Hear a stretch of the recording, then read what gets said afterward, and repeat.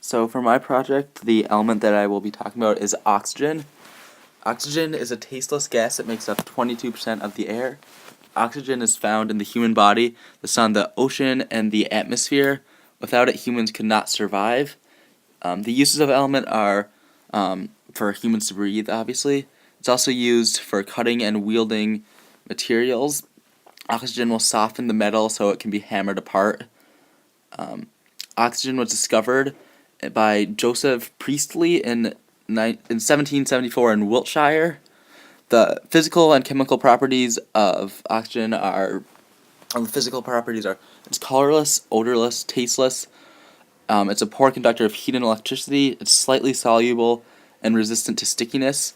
The chemical properties are it doesn't burn, it supports combustion, occurs in many compounds, and is a strong oxidizing agent.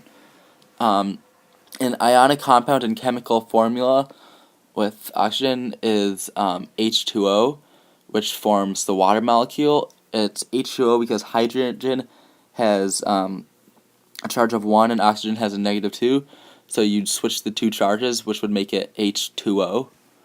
And that is the compound with oxygen in it. Okay, so now I'm going to define some words and then relate it to oxygen.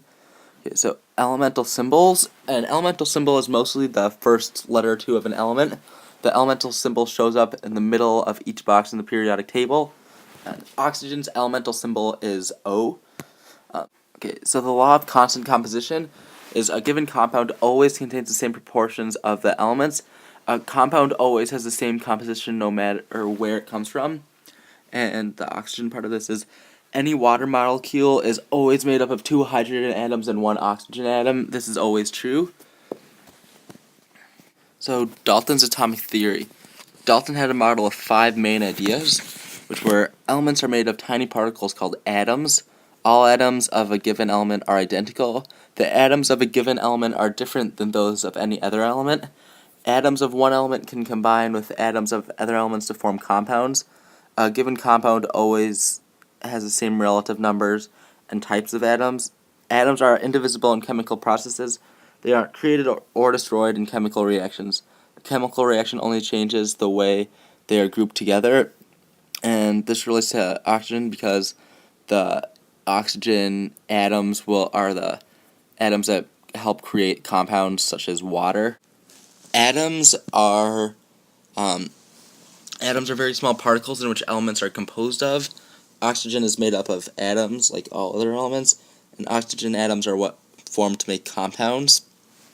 A compound is a substance that is composed of atoms of 2 or more elements and always has the exact same mass of those elements. A compound with oxygen in it is the water molecule, which is H2O. A chemical formula is a way to express the type and numbers of a compound, and H2O is a chemical formula for water, which is a compound that oxygen is a part of, and I explained why it's H2O earlier. So now I'm going to talk about the 3 subatomic particles, which are electrons, protons, and neutrons. Electrons are one of the 3 subatomic particles which has a negative charge. Oxygen has 8 electrons. Protons are one of the 3 subatomic particles and has a positive charge. Oxygen has 8 protons. And neutron is a neutral charge, and oxygen has 8 neutrons. And you get the number of neutrons by subtracting the number of protons from the atomic mass, which is neutrons plus protons. So, a nuclear atom is Rutherford's model of the atom in which a small positively charged nucleus is surrounded by electrons. And a nucleus is located in the very middle of the atom and has protons and neutrons in it while electrons surround it. An isotope is when the number of neutrons in an element vary from the normal amount. And as I said earlier, the normal number of neutrons in oxygen is 8, so an isotope of that would be when oxygen has like 9 or 10 neutrons in it.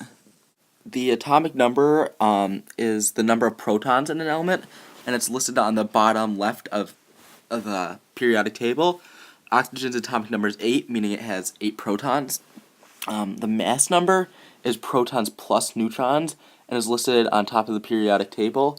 Oxygen's mass number is 15.9999, and since it has 8 protons and 8 neutrons.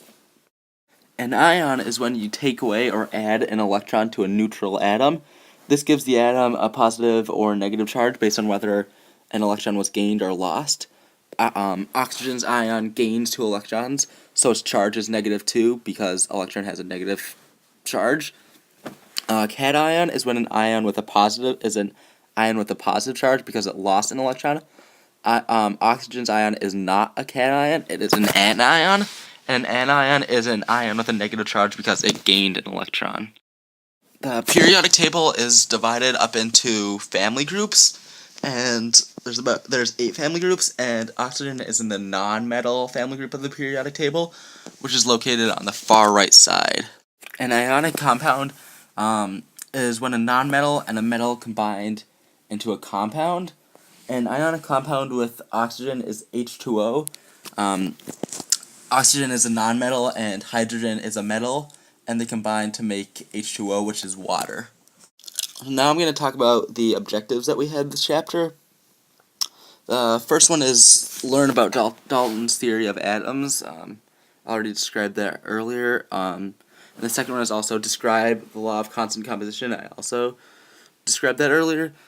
So the next one is how a chemical formula describes a compound's composition. And I kind of talked about this already, but in a chemical formula, the atoms are represented by its elemental symbol. The number of each type is represented in subscript.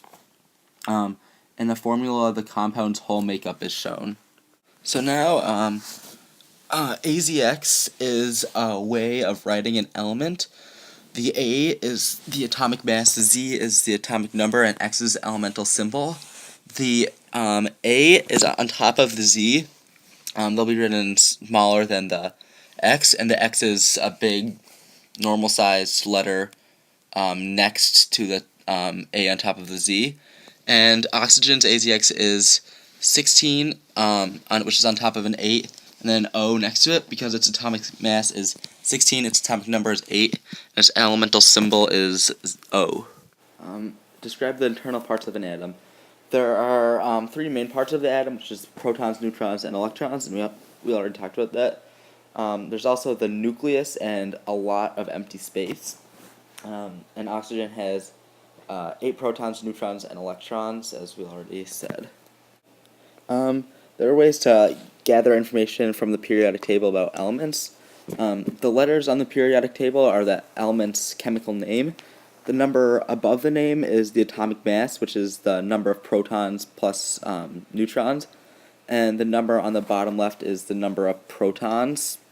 And as I said earlier, the atomic number for oxygen is 8, and the atomic mass is 16. There are properties for metals, nonmetals, and metalloids. The properties of metals are that they're good conductors of heat and electricity. They have a shiny appearance. They're malleable, and they have ductility.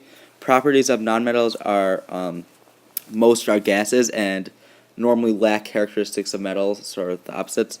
And then the properties of metalloids are a mixture of metal and nonmetal properties. Oxygen is a nonmetal, so it has the properties of nonmetal, and it is also highly reactive. The 7 diatomics are hydrogen, oxygen, nitrogen, fluorine, chlorine, iodine, and bromine. Oxygen is a diatomic because these elements are very reactive, and oxygen is. These elements can often be found bonded with themselves. Ions will either gain or lose an electron from their parent atom, which is the original one.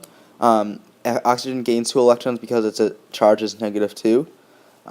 You name ions by first writing down the elemental symbol, then writing down the charge in subscript. Oxygen would be O2, with the 2 being in subscript because that's the elemental symbol followed by the charge. You can predict which ion a given element forms by using the periodic table. Each column of the periodic table has a specific charge, going in order from +1, +2, +3, +/-4, -3, -2, -1. This skips the transitional metals. Oxygen is listed in the -2 column. Describe how ions combine to form neutral compounds. Non-metal had to form with a metal, so that has to form with a metal, so the charge evens out. Because oxygen is a non-metal, it has to form with a metal to form a neutral compound.